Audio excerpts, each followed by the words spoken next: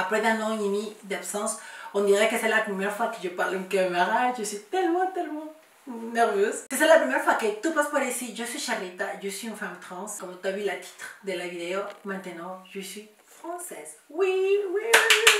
Voilà, je vous raconterai un petit peu ça, les raisons pour lesquelles j'étais absente et surtout mes projets en médias, qu'est-ce que je fais maintenant. Bon, si ça te dit de rester encore et regarder un petit peu qu'est-ce qui s'est passé pendant mon absence, je t'invite à rester.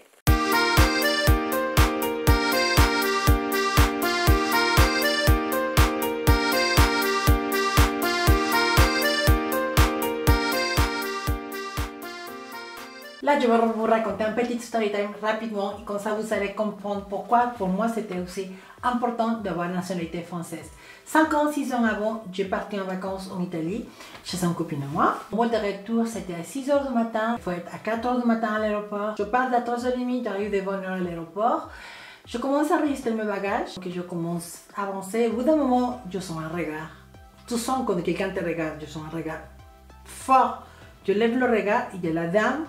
Un des dames des compteurs, c'était un monsieur et une dame, il me regarde, je sentais qu'elle me regardait comme ça.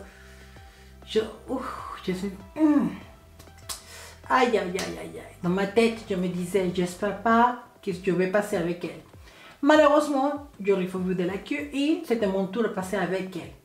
J'arrive, elle me demande mon document, ma pièce d'identité, passeport, je donne ma carte de séjour aussi. Elle me dit, il y a un problème. Je dis, mais pourquoi madame? Elle me dit, je vais changer d'identité. Voilà, je ne pense pas que c'est un problème. Elle me dit, si, c'est un problème. Pour moi, elle me dit, vous avez une double identité. Bon, de certaine façon, c'est vrai, il y a une double identité, mais je lui avais dit qu'il y avait un changement.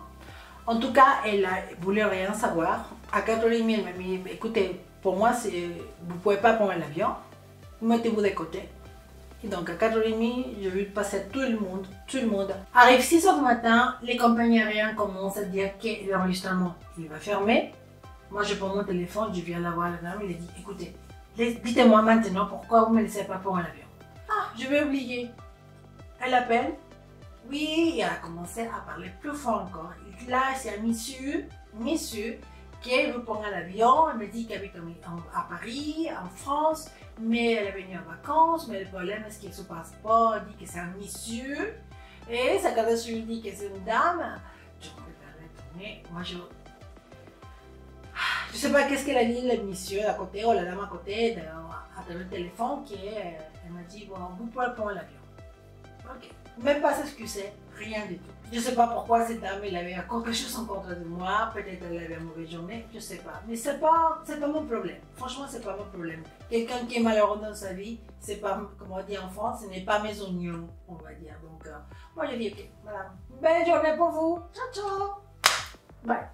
Mais des puissances comme ça, j'ai vécu plusieurs fois après mon opération quand j'ai changé on va dire mon identité officiellement en France. Au PO, c'était pas reconnu. Donc, je restais toujours avec mon ancienne identité. Voilà. C'est pour ça que ça me posait certains problèmes. Je comprends que certaines filles ne sont pas dans la même position pour comprendre ça ou pour assumer ça comme je l'assumais. Le contenu de ma chaîne, c'est toujours pour encourager, pour vous dire qu'il faut tenir compte de ça. Des fois, c'est pas évident. Et des fois, on pense que c'est à moi la seule qui m'arrive. Et non, voyez-moi à moi aussi. Ça m'est arrivé plein de fois, mais il faut le prendre du bon côté, je pense. Le bon côté, le côté vraiment qui est... Bon, c'est cas en Italie, c'était vraiment l'exception. Hein. J'ai eu des questions dans les aéroports, mais pas à ce point-là quand même. En tout cas, pour moi, maintenant qu'il y a une nationalité française, beaucoup de choses ils vont mieux parce que tout est clair, on va dire maintenant. Il n'y en a pas de questions, vous êtes quoi, voyez en tout cas. En plus, la façon comme je suis, que j'étais française, c'est encore une petite histoire parce que j'avais fait la demande, ça fait fin 2020, je crois, ouais, quelque chose comme ça. Et en fait, j'attendais la réponse pour 2021. Mais l'année dernière, 2022, je n'avais pas encore réponse. Et le mois de juin de l'année dernière, et je reçois la carte électorale chez moi. Je regarde Google. Et apparemment, il y avait des personnes qui avaient la même chose. En tout cas, il disait, la personne qui avait écrit ça au Google, disait que bon, ça pourrait être une bonne chose à penser. Des fois, les infos se croisent. Et en fait, les services d'immigration ont déjà accepté la demande, en fait, et envoient à la mairie pour dire que la personne est citoyenne française Et pour ça, est-ce que la personne reçoit une carte électorale. En tout cas, moi, je suis partie à la mairie où j'habite. Elle m'avait dit, on ne peut pas vous dire plus, normalement vous êtes française. Jusqu'à là, j'étais un petit peu, bon, j'espère, je vais aller voir. J'arrive à la préfecture, j'explique mon cas. En tout cas, elle me dit, attendez, on va demander.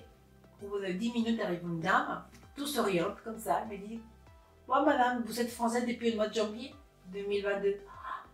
Félicitations, ah oui, merci.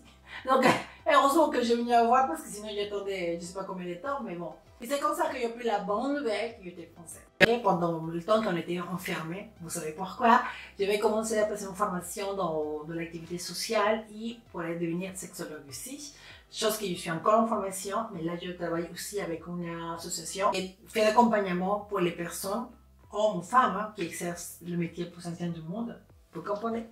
On fait l'accompagnement social, de santé aussi, des dépistages, des IST et aussi pour les personnes qui souhaitent sortir de ces métiers ou de l'activité pour avoir une réinsertion professionnelle dans la vie quotidienne. C'est des personnes qui souvent sont isolées parce que c'est un métier qui isole pour la honte, pour le regard de la société, etc., etc., etc.